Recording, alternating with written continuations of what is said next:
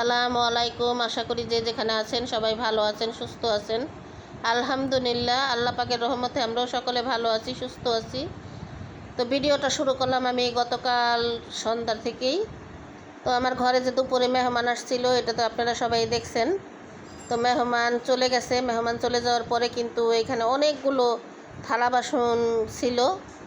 তো খাওয়া দাওয়া করছি, এগুলোই এখন আর কি আমি ধোয়া মাজা করতেছি। আর হচ্ছে এখানে কিন্তু আমার দোনোটা রুম একেবারে আগোছানো।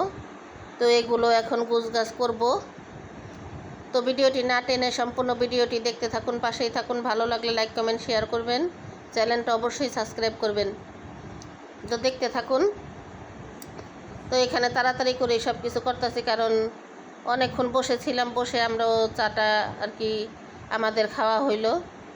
তো একটু জিরাইলাম, বৈশাখ জিরানোর পরে আর কি এখন কাজকর্ম শুরু করলাম। আর এখানে আমি এক চাদরের উপরে দিয়ে কিন্তু আরেক চাদর বিছাই দিছি। তো বিছানোর পরে এটার উপরে খাওয়া দাওয়া হয়েছে। এখন এইটা আর কি উঠায় ফেলাইতেছি, নিচেরটা আর কি থাকবে, এটা আবার কয়দিন পর উঠাবো। আর মেহমান চলে যাওয়ার পরে কিন্তু আমার কাছে খুবই খারাপ লাগতেছিল, কারণ যতক্ষণ ছিল ততক্ষণ ভালোই লাগছে। আর বাচ্চাগুলো কিন্তু অনেক বড় বড় গলায় কিন্তু ডাকতেছিল দাদু দাদু কইরা। আর আমার মেয়েকেও ফুপ্পি ফুপ্পি বলে একেবারে অনেকক্ষণ, যতক্ষণ ছিল ততক্ষণ।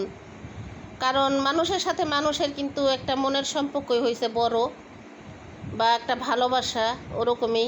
তো যাই হোক, এই রুমে আমার মেয়েকে বললাম যে তুমি চাদরটা উঠাও। আর এই রুমে তো আমি দেখেন থালা বাসন যেগুলো ধোয়া হয়েছে এগুলো সব এখানে আমি পাতলা পাতলা করে কিন্তু মেলা দিছি, কারণ এগুলো সবই আমার শোকেজের জিনিস। তো এগুলো না শুকালে উঠানো যাবে না। তো এই বিছনাটা আমার আগে ঝাড়া হয়েছে, ঝাইরা আমি এখানে থাল বাসন মেলবো বলে আমি আগে এই রুমটা পরিষ্কার করছি। আর এই রুমটা মেয়েরে বললাম যে তাড়াতাড়ি এই রুম পরিষ্কার করো, তা না হলে ওর বাবা এসে পড়বো কাজের থেকে। আর আমাদের ঘরে যে মেহমান আসছিল, তো ওর বাপের সাথে কিন্তু দেখা হয় নাই। এই তো আমার বোন আসলো, আমার মেজো বোনও আসছে আর সেজো বোনও আসছে। আর এখানে কিন্তু আমার এই যে সেজো বোনের ছেলে আইসাই শুয়া শুয়া মোবাইল দেখতেছে। তো ওর মা আর আমি কথা বলতেছি, আর এখানে ওই তো মোবাইল নিয়ে ব্যস্ত, ওই শুয়া চুপ করে মোবাইল দেখতেছে। কারণ এখনকার বাচ্চারা এরকমই, মোবাইল মোবাইল দিলে আর কিছু লাগে না আর কি। তো এখানে বসে তো ওর মা আর আমি কথা বলতেছি, আর আমার মেজো বোন একটু নিচে গেছে। তো এখনই চলে আসবে, কারণ ওরা দুইজন একসাথে আসছিল, তো ও আবার একটু নিচে গেছে। তো এখানে তো আমাদের বাচ্চা বৈশাখ শুয়া শুয়ে আর কি মোবাইল দেখতেছে।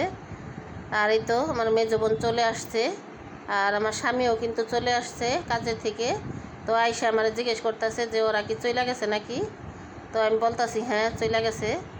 এই মাগরিবের আর কি মাগরিবের আজান দিতেছে চারিদিকটা, তখনই আর কি বের হয়েছে ওনারা। তো আর এখানে দেখেন আমার বোন চলে যাবে, ওই টাইমে ওর ছেলে কি করছে জানেন, মানে প্রস্রাব যে ধরছে এটা বলে নাই। তো বের হবে ঘর থেকে, তখনই দাঁড়ায় দাঁড়ায় প্রস্রাব করে দিচ্ছে। তো ওর মা কিন্তু বকতাছে ওরে। তো আমি বললাম থাক, বাচ্চা মানুষ করে ফেলাইছে, আর বকার দরকার নেই। তো এখন আর কি ওরা চলে যাবে বাড়িতে। আমাদের এখানে অনেকক্ষণই ছিল, বা আমি অনেক কিছুই আমাদের মধ্যে আর কি হলো, এগুলো আমি আর শেয়ার করলাম না, কারণ সব কিছু শেয়ার করার মতো না, উপযোগী না।